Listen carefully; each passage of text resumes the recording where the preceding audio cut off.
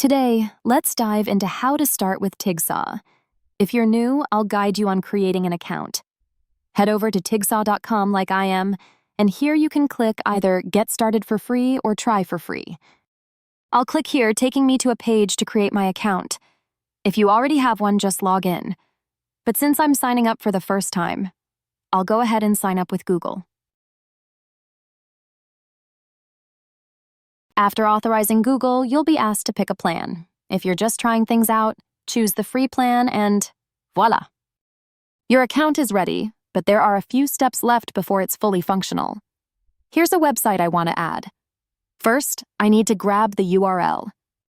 You'll notice there's no project selected, so the first task is to add a website or link a domain. To do this, go ahead and add a new domain. I'll write the domain name. And the domain URL. Ensure it follows the HTTPS format. Mine already does. Now we have a tracking code to add so Tigsaw can modify our website.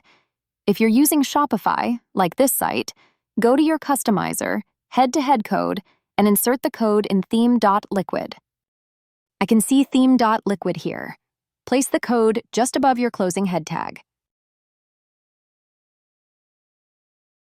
Save it, then proceed to verify the installation. I see it's verified for me. But what if you lack access to Shopify or another backend? If using Google Tag Manager, there's a way to use it to insert the script. Head to your container, add a new tag, create and name it Tigsaw script. It can be any name you choose.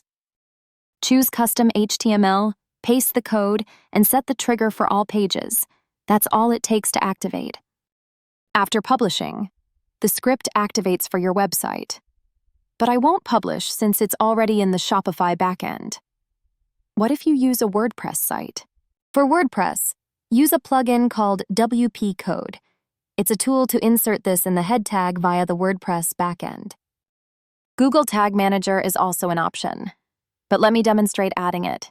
It's already installed for me. If you don't have it, you might need to install it. For me, it's already here. With WP Code, you add a header and footer script for the whole site. You can see the Google Tag Manager in the head already. I'll just add my Tigsaw script, and that's it. After saving, verify the website, and your domain is verified. Let's return to Tigsaw. With the domain verified, we're ready to create our first widget. I'll guide you through creating your first widget and making it live in our next video. Meanwhile, explore our library of highly optimized, ready-to-use widgets. Happy optimizing!